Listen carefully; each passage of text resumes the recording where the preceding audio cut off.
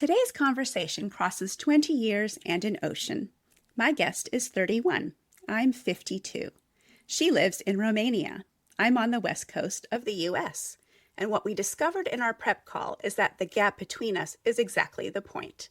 Because the patterns we're going to talk about today, the high-functioning trap, the way attachment wires who we end up attracted to, the slow erosion of self-trust we mistake for destiny, they don't care about generation. They show up in a 31-year-old psychologist living in Bucharest, and they show up in a woman my age who walked away from a 30-year career 9 months ago. And the work to get free from them looks remarkably similar, no matter where you are in the timeline.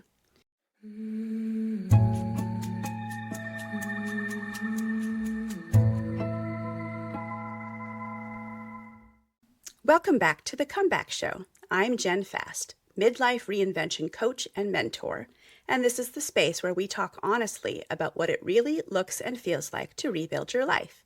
After burnout, after big changes, after years of carrying things without the right support.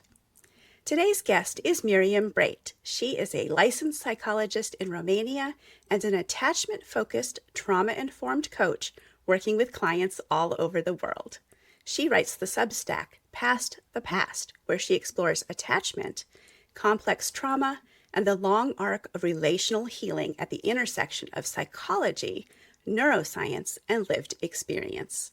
Her work helps high-functioning women heal attachment wounds, leave survival mode behind, and build relationships that feel emotionally safe instead of emotionally consuming. She also, like me, has lived a version of what she now teaches, which is the part of any coach's story I trust the most. Miriam, welcome to The Comeback Show. Thank you for having me.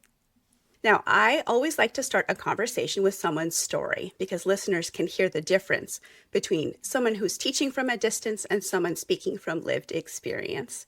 Can you take us back to before this was your work? Like, where were you? What were you doing?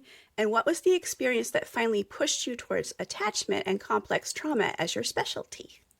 Well, I think the patterns were always there, but I wasn't able to see them until something I would call a very traumatic breakup. It was a certain point in my life where the things that I used to survive and to adapt to my environment no longer worked. And I needed to seek help myself. I went to a therapist, and doing that, I realized that I really love learning about human behavior. I love learning about how the mind works. And I also realized that I want to be in that journey for quite a while.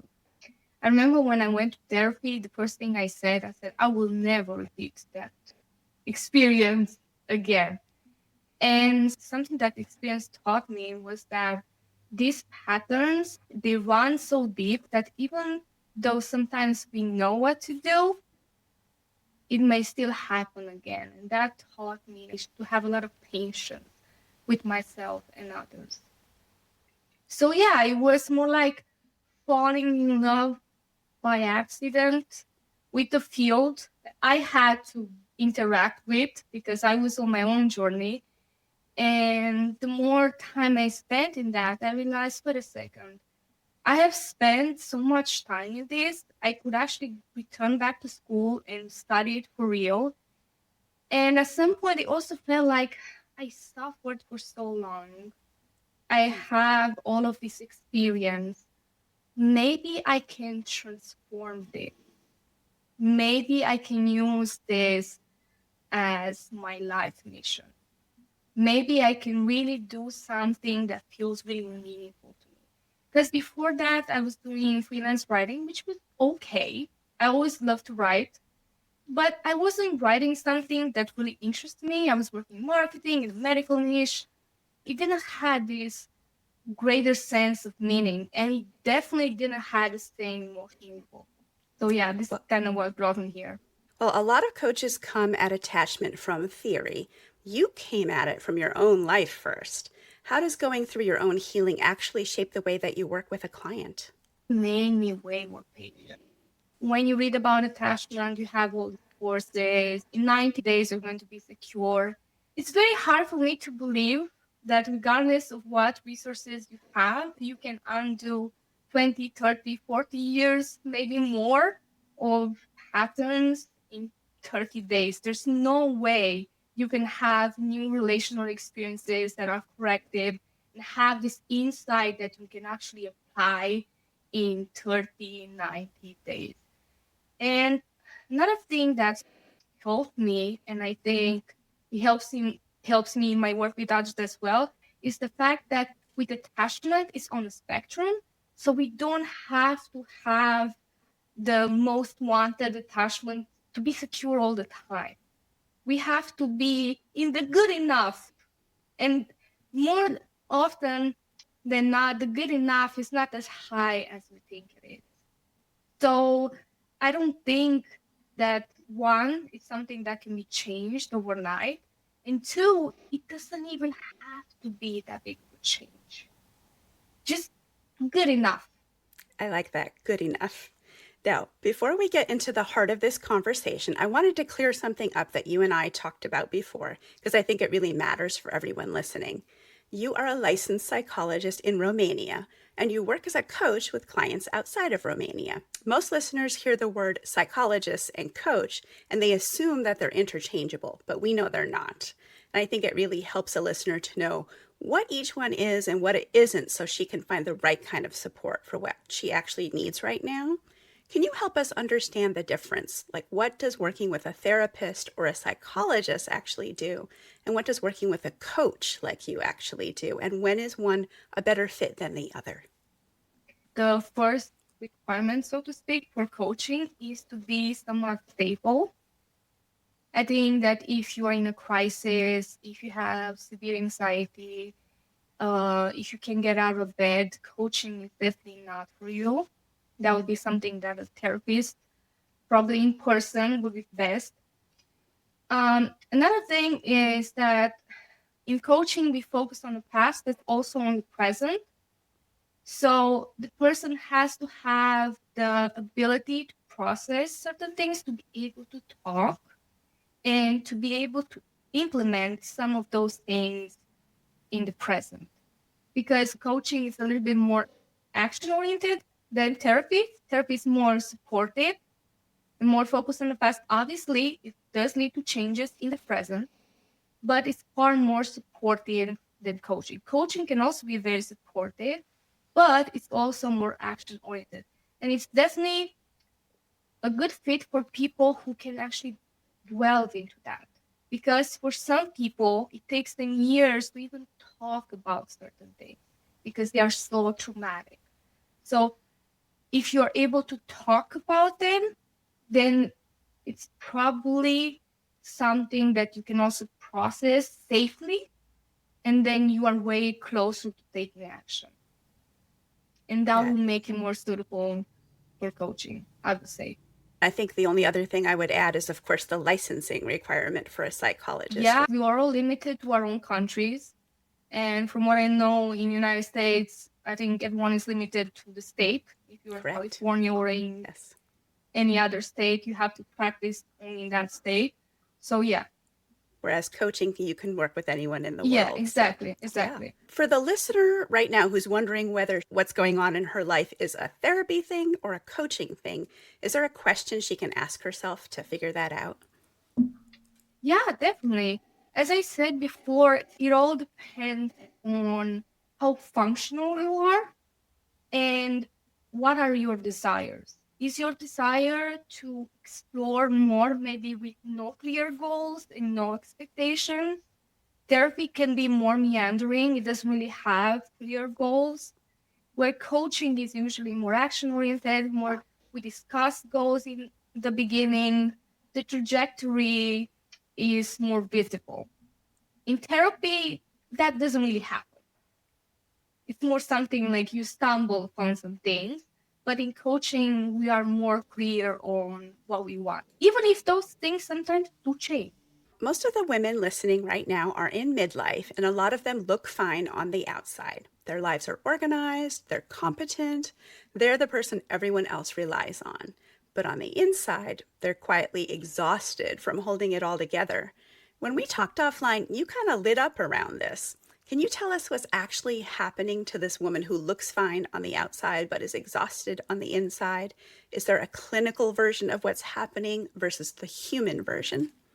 I think as women in this culture, where we now have more opportunities than ever, and in a way we want to prove that now we have this opportunity, the archetype of the woman really keeps herself together, but with great effort because there's a lot that's being done. From a point of view, I think it's also the archetype of woman who receives a lot to achieve. When we talk about self-esteem, we talk about unconditional self-worth and conditional self-worth. A lot of parents think that unless they praise the kid for what the kid does, they're going to be lazy. So we have to praise and sometimes even punish kids for not doing well enough in school, for not doing this, for not doing that, thinking that we're going to raise up really resilient kids. And that's what's going to make them successful and happy. And as you mentioned, yes, in certain cases, that leads to children who grow up to be adults who are very functional, adults who are high achievers. My question would be, is that woman happy with what she has achieved, or she just conquered the mountain and now the next one comes into sight and the next one? And the mountains you climbed before, they're not even that valuable anymore. So I think in some sense, the women that are so focused on achievement are really good at validating themselves through conditional means and regulating their self-esteem through having constant input. I have to constantly prove myself, otherwise I forget that I am worthy. And I think the piece that is really missing is that unconditional self-worth. I am a human being and I don't have to earn my rest. The fact that I need to work is just a tool for me to survive. It's a tool. Sometimes it brings me other benefits as well, but work serves me. I don't serve work. And I think this can also expand relationships, not just work, because we can overfunction and do a lot and try a lot in our relationships as well. When I think about this woman that's a really high achiever, but it's really hard for her to stay there, I think of a woman who does a lot because she's trying to hold herself up to standards that feed her need for validation, because she doesn't have a system that self-validates her. It's like having an imbalance. You need both internal validation and external. And when you don't have one, you overcompensate with the other.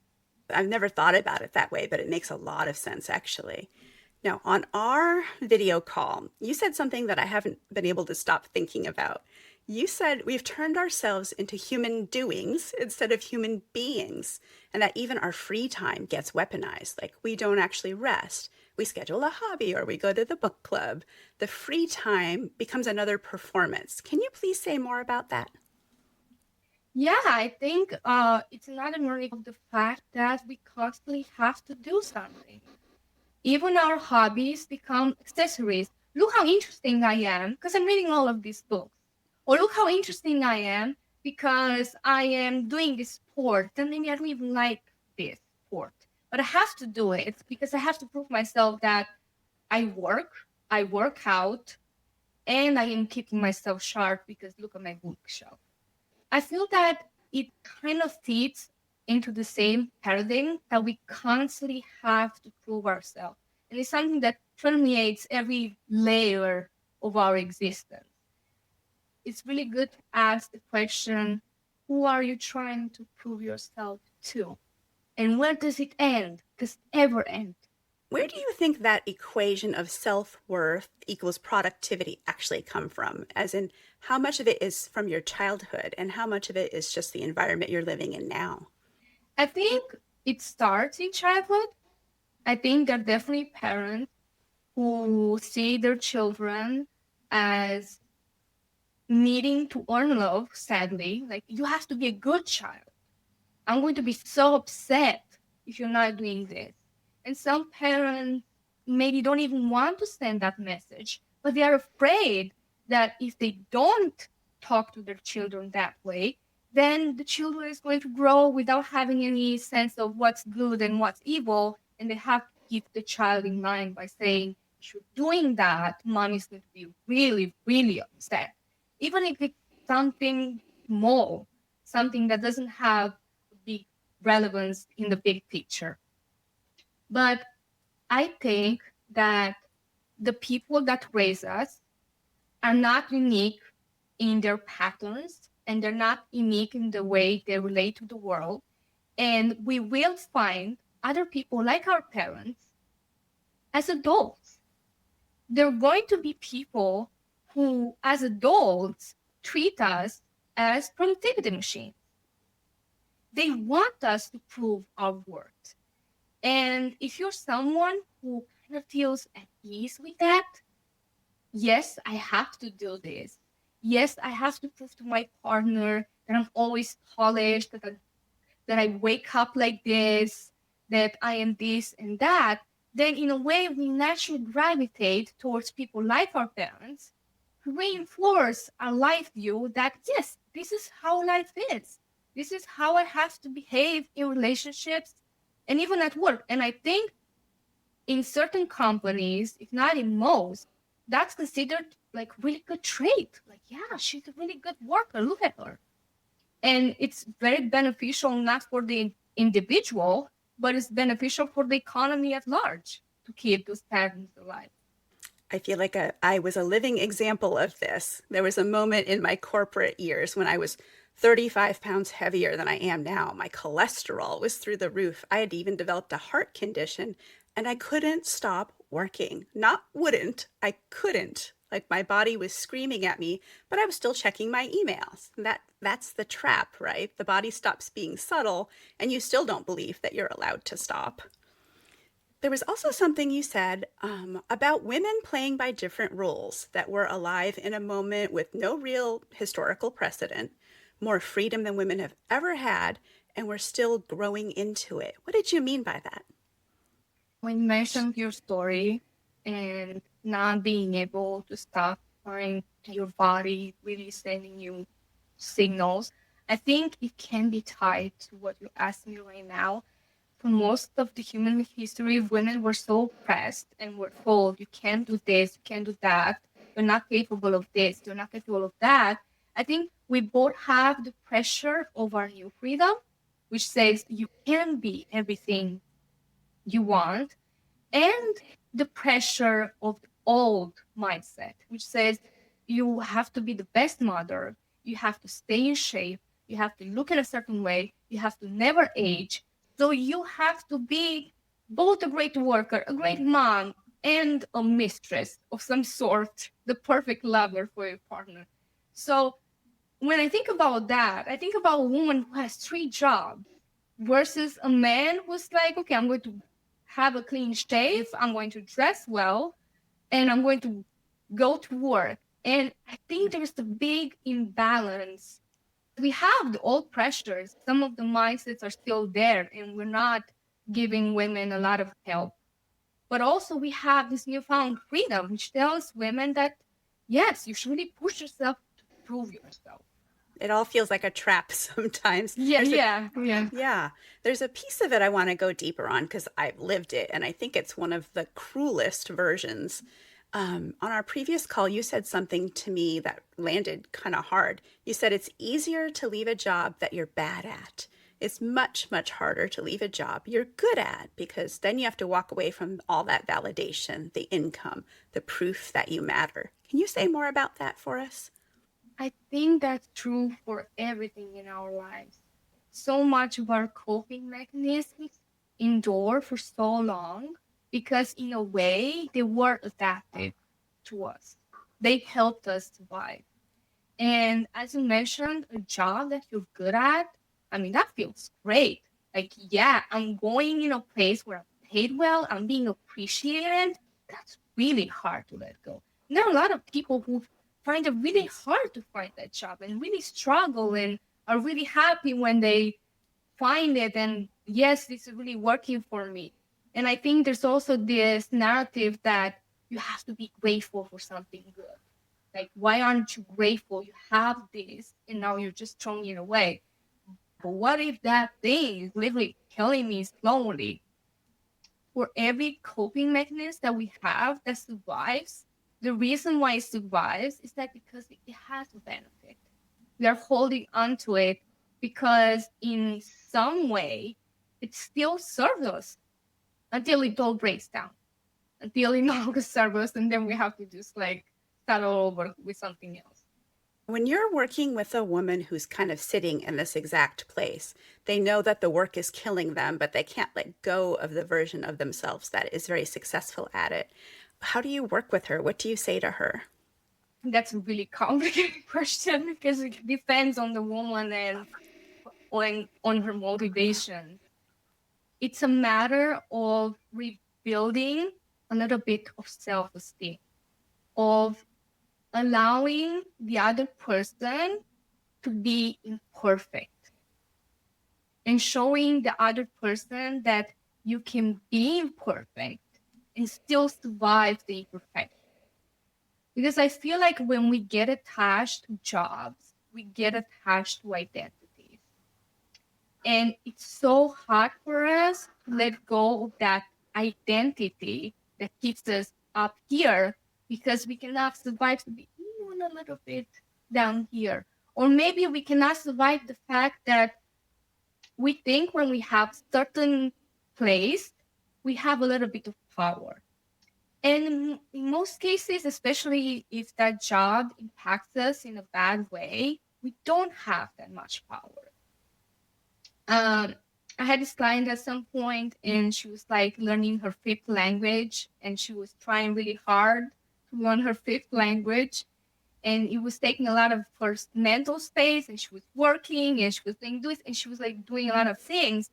And at some point, I told her, look, if you're telling me you're learning all of these languages and you're really good at it, and we were just met down the street, I would say to you, oh, that's really cool.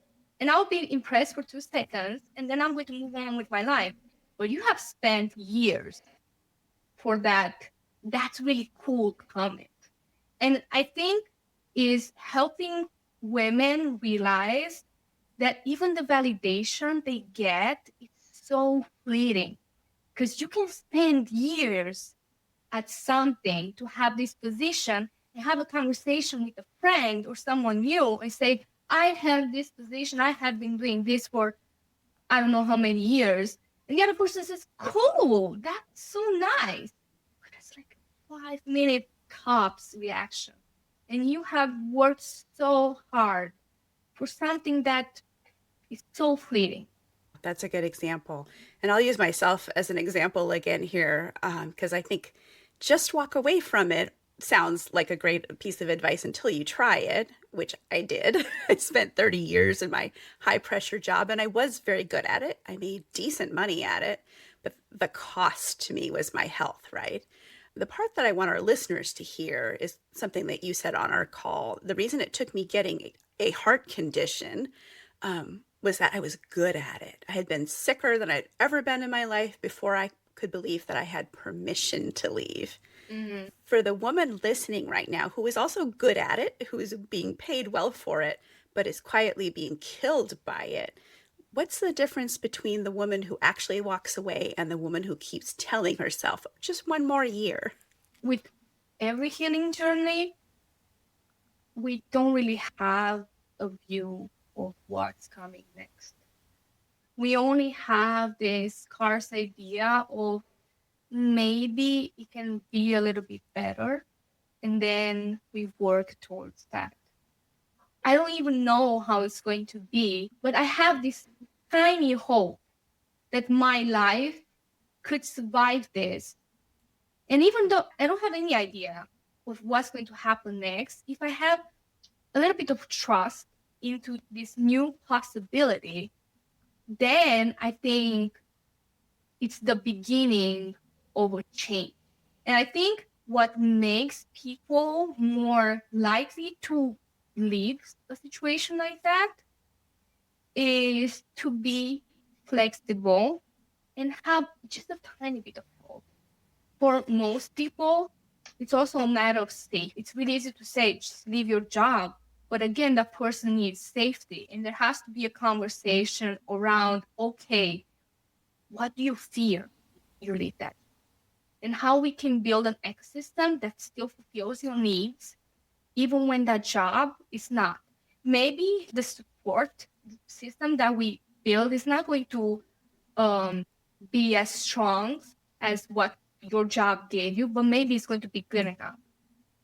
Are you afraid of the financial part? Okay, let's look at things and make a plan. Are you afraid of what your friends are going to say, about what your husband or your partner is going to say? Okay, let's look at that.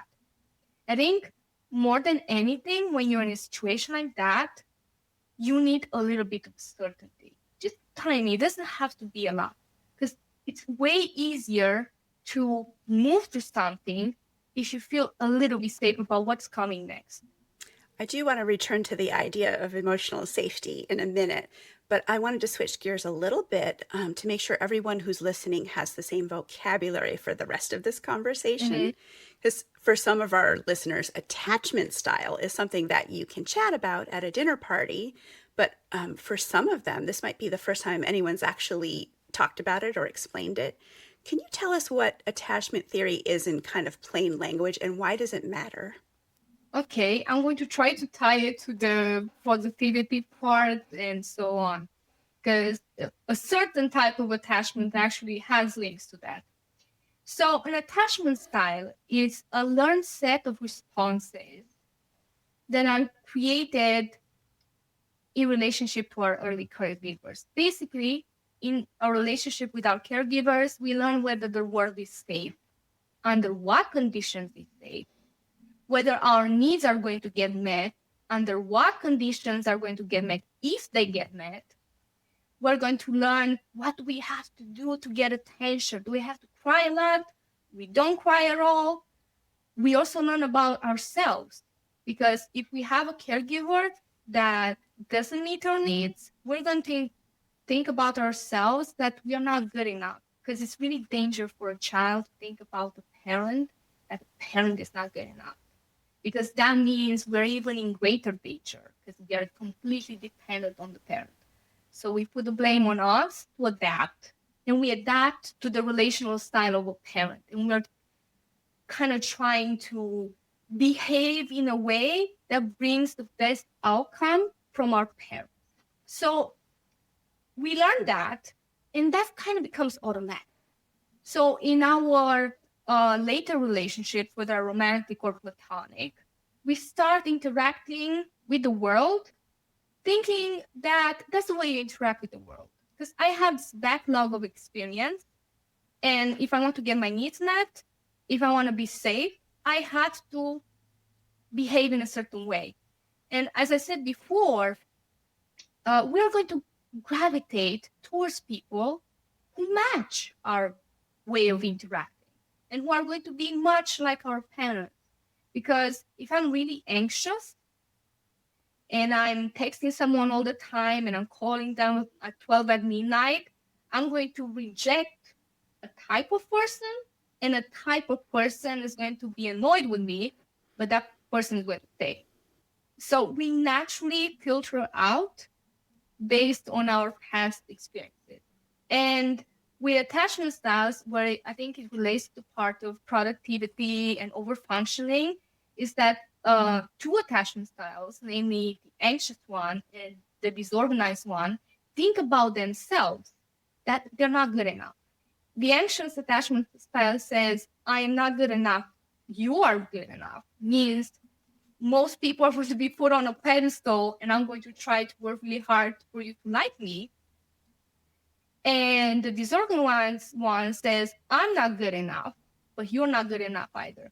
It means that I'm going to try really hard to get my validation, but I'm not going to trust you. The avoidant one thinks they are good enough, but the other person is not good enough. This usually happens with caregivers that are quite neglectful. So the child ends up believing that nobody's going to fulfill their needs. So I can never rely on the other person. Only I'm good enough. The other person is never good enough because it's dangerous. I've learned it's really dangerous to depend on others because they're always going to disappoint me. And the secure one is the ideal one, in which when we were children, our parents, a proportion of only like 30-40% of the time, were really attuned to us. And we learned that, hey, this other person pays attention to me in a consistent manner. I don't have to cry a lot. I don't have to do that much. I get the food, I get the love, and I learn about myself that I'm good enough and the other person is good enough. So I have trust in myself and I have good self-esteem, and I have trust that the other person is also nice and kind and is going to be there for me. That is a lot to unpack.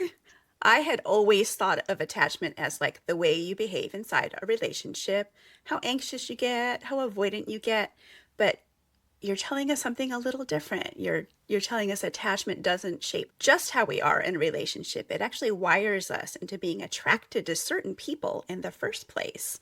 And that's the part that kind of breaks my heart a little bit. Without this understanding, women just call this pattern destiny, or that's who I always end up with. That's just my luck.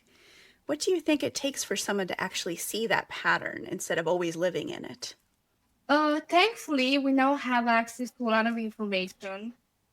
Uh, I don't think you get to see it by yourself. I think at some point you just realize something is not working. Because when I stumbled upon this, I didn't have the vocabulary for it.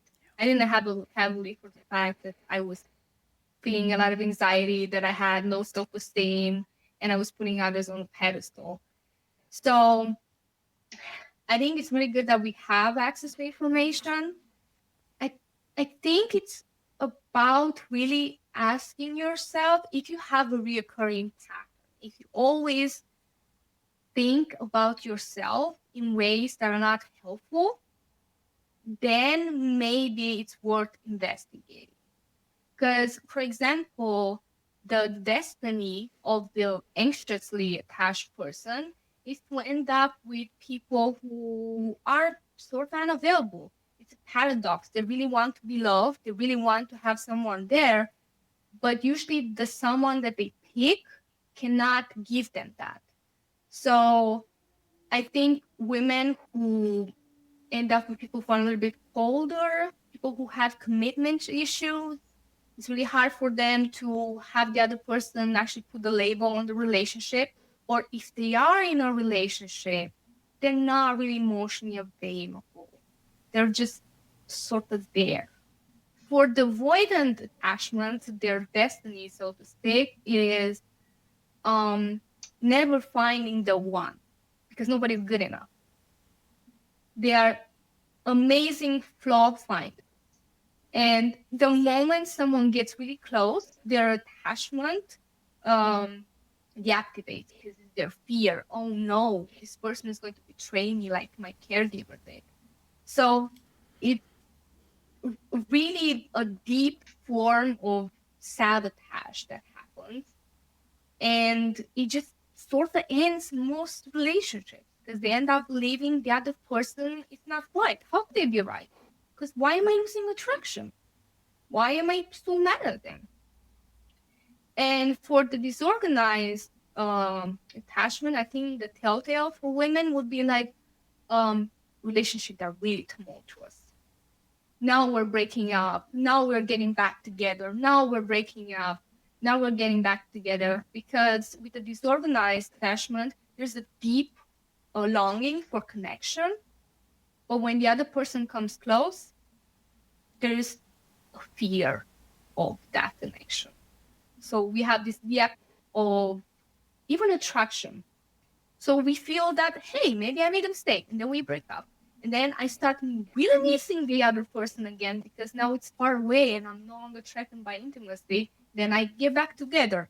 And so, it just goes on. Yeah, I can see how even though we all have plenty of access to information, working with a coach like you could be very beneficial in understanding our own patterns and then how to break out of them. How flexible is attachment? Like, can a woman in her 40s and 50s actually move from insecure to secure, or are we permanently who we were as kids? It's quite flexible, but it needs two ingredients. First of all, is the desire to look at yourself and get out of that paradigm in a sense that you would have to learn about your responses, your triggers, and be the type of person who is like, okay, I'm going to make mistakes. I'm not going to be perfect. But now I dedicate a little bit of time to getting to know myself. It's not just this mysterious thing that happens to me. Now I'm excited and I can look around and truly see what's happening and truly see even what kind of people I attract and who I'm attracted to. And the second piece that again is very important is, aside from psychoeducation, is having a secure attachment to someone who models that secure attachment to you. And this is where I think coaching has a really big role in this, because your attachment comes along in any relationship. It's really easy to see a romantic relationship because the intensity is really high, but I have the same attachment. Everyone has the same attachment in every relationship. So it's really easy to work with someone in a relationship because you're going to project the same thing. Someone who is avoidant is going to have less access to emotions, is going to want to put more distance, is going to struggle in a therapeutical relationship, coaching sort of type of relationship as in any other. The same with someone who's anxious, which is actually a good thing, because that means you can work on it on every relationship. And something I always recommend is that, and when you're starting to work on this and you're learning about attachment styles and you want to see how you react and why you react and maybe start modeling more secure behaviors, I think friendship is a great starting point. Like if you feel that your friend is not really there for you or you don't know how to set a boundary, it's so much easier to exercise that in friendships because usually the intensity is lower and you can build that confidence. Like, look, I did that. I didn't react the same way. You've given me hope that there's something that you can do if you don't feel like you're securely attached or able to have good relationships. Now, the women listening to this show are often in transition. They're going through a divorce or an empty nest, or their parents' health is failing. There's a career pivot.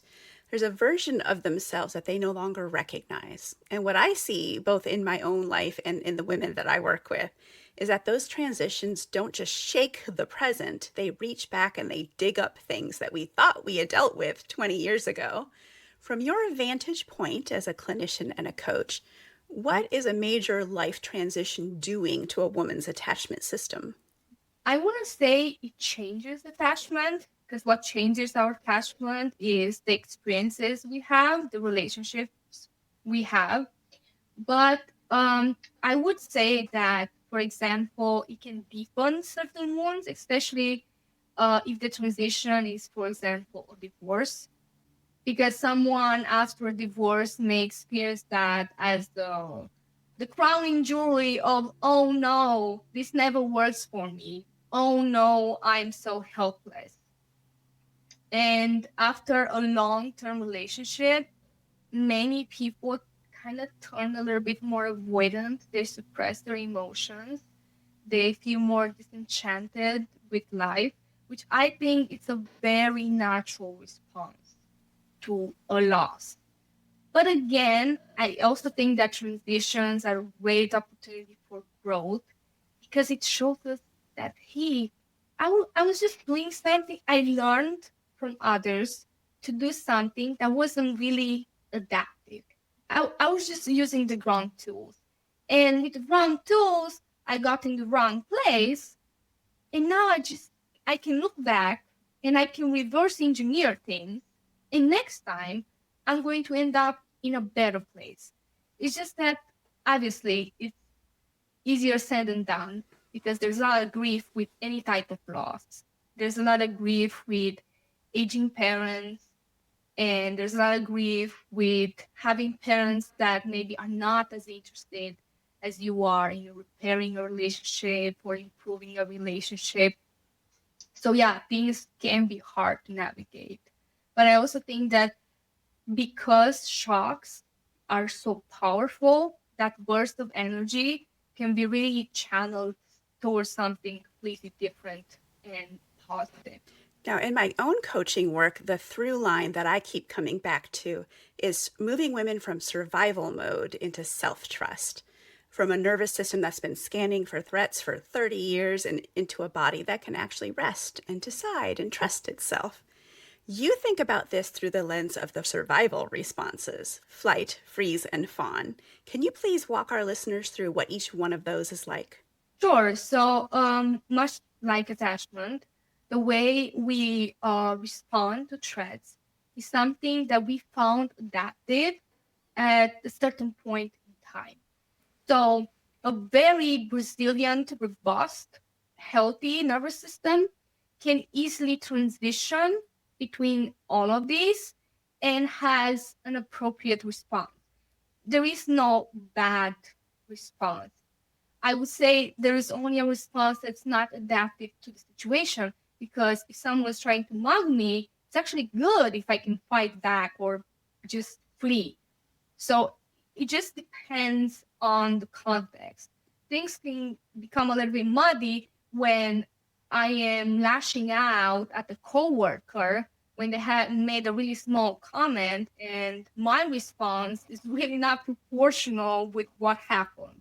Or maybe if I get stressed out, then I'm lashing out at my loved ones. That will be the fight response. When we manage with threats, sometimes threats to our self-esteem, they don't have to be physical, just feeling threatened. And we react by controlling others, trying to control them, or simply by attacking them, quote unquote. We start fights, we pick fights, we pick, you did this, you did that, we start criticizing them, and that's how we metabolize that threat. The flight one, I think it's really makes sense for highly productive women, because a lot of people who are in flight actually run into work. I'm really stressed out. I don't want to think about that, but I have this thing that I'm really good at, and I'm going to really focus on that. Like, that's my thing. And I don't want to hear about anything else. I don't want to hear about a fight that I have with a friend. I don't want to deal with this or deal with that. I just pick a lane and I literally flee into it. And that's my lane.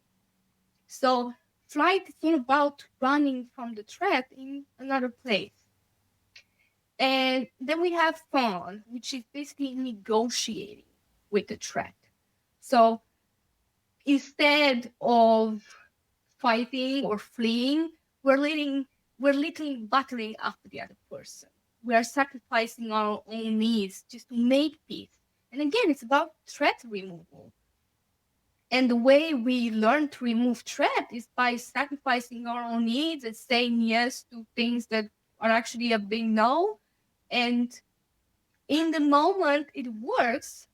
But in the long term, it just eats away at us. The freeze response is when we collapse in front of the threat. The threat is so big, we cannot conceptualize how to move around it. A lot of behaviors where you simply don't take any action. Let's say that you have a really big thing to work on and you cannot focus at all, and you start watching 5 episodes from a TV show.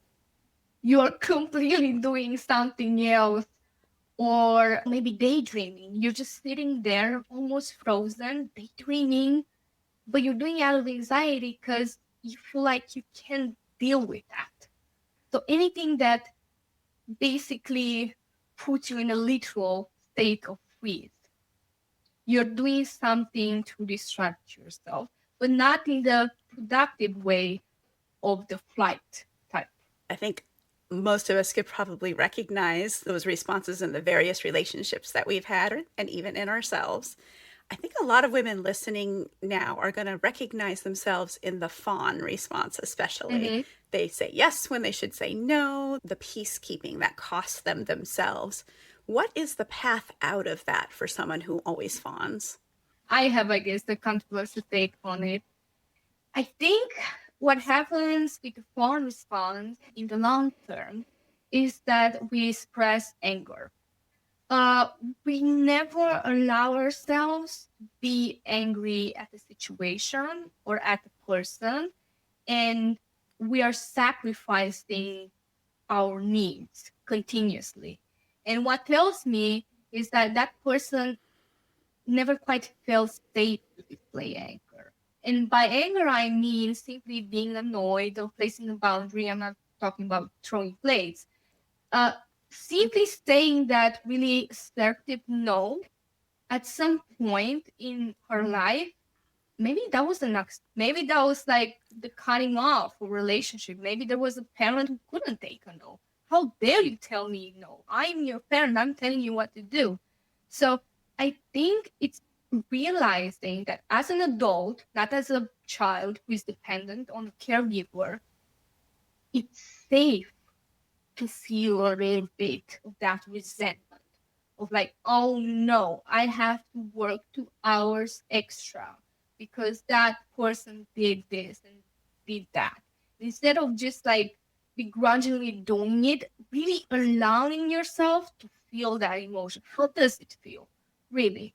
When you took upon that and now you're working for free just because that person didn't do their job. So, circling back to that idea of safety, you had previously told me that the goal isn't to make the environment perfectly safe, which is probably impossible anyway, but the goal is to build enough confidence inside yourself that you can meet life even when it isn't safe. Can you say more about that?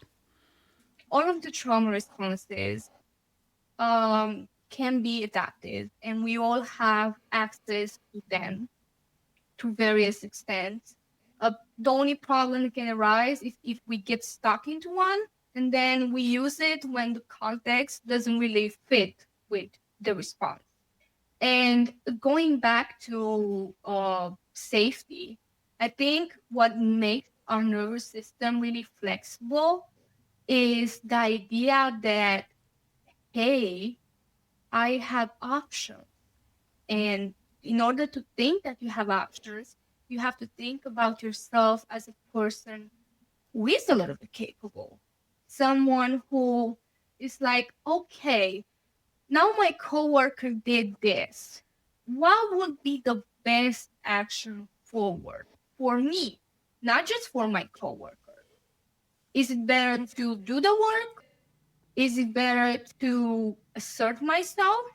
Assertiveness is the good part of the fight response.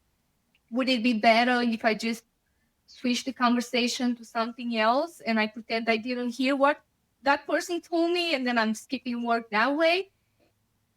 I think it's about having that self-trust that as an adult, I can do, I have more options. I don't have to stick in only one lane.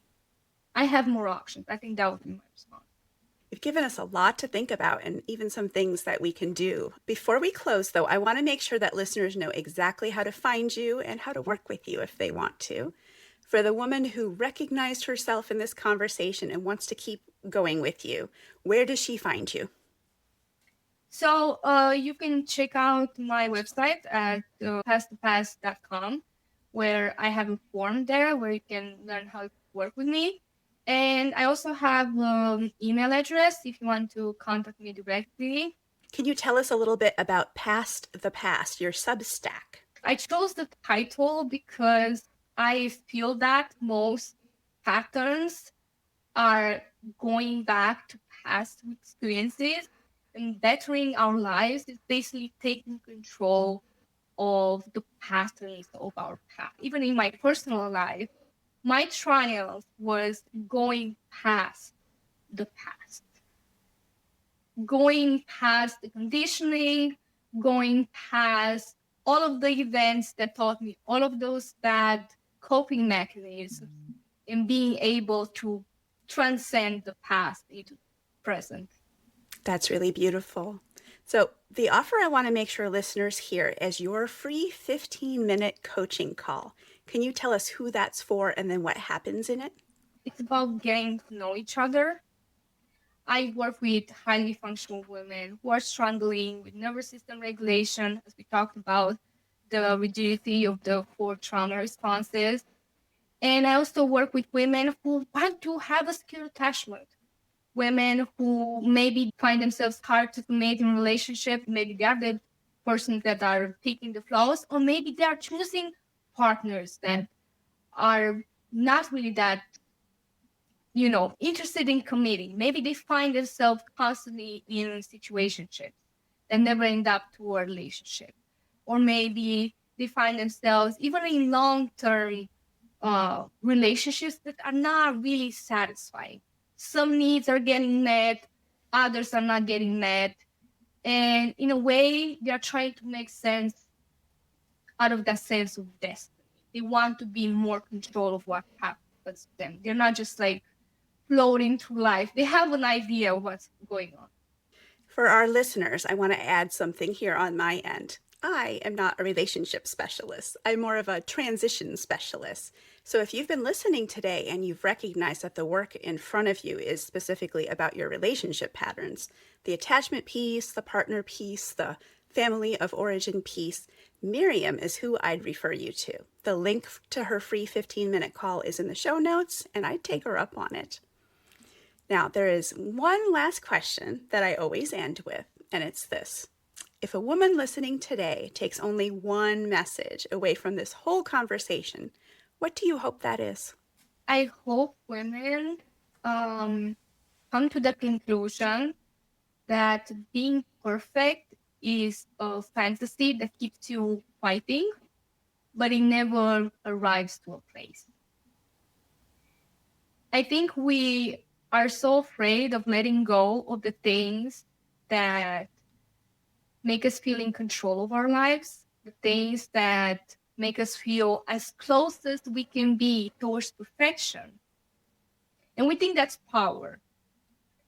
And I want to challenge that. I think that true power is living the fantasy that we can be perfect. We're not going to be perfect, not for every person, not for every company, not for anyone. We're always going to have people who see us and really appreciate us. And we're going to have people who don't like us. We're going to have companies that don't hire us. And we're going to have periods in our lives where we experience distress. And that's a period. It doesn't have to be always perfect. It doesn't have to be always a straight line. And I think that fantasy is really hard to let go of because it does bring a lot of power. It makes you feel like you're striving towards something good. Like that's the fight we're fighting. But I don't think there's any power to it. I think it's far more powerful to allow people to love you as you are instead of fighting for the love of people. You know, you came on this show because of a social media comment, and what came out of that comment was this whole conversation. So I'm so grateful for you.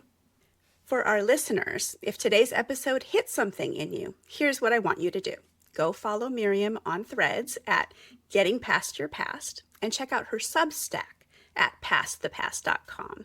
The link for her free 15-minute call is in the show notes. If you've been nodding through this whole episode, that call is your next move. Don't make this another episode that you listen to and then go right back to performing harder. The whole point of this conversation is that performing harder is what got most of us here in the first place. If you want to keep going with me, please subscribe to this podcast on your favorite platform and to the comeback letter on my Substack. And if this episode meant something to you, please share it with a woman in your life who needs to hear these messages. And please consider leaving a 5-star review. It really does help more women find the show. Thanks for spending this time with us. I'm Jenn Fast. Thank you. And I'll see you next time on The Comeback Show.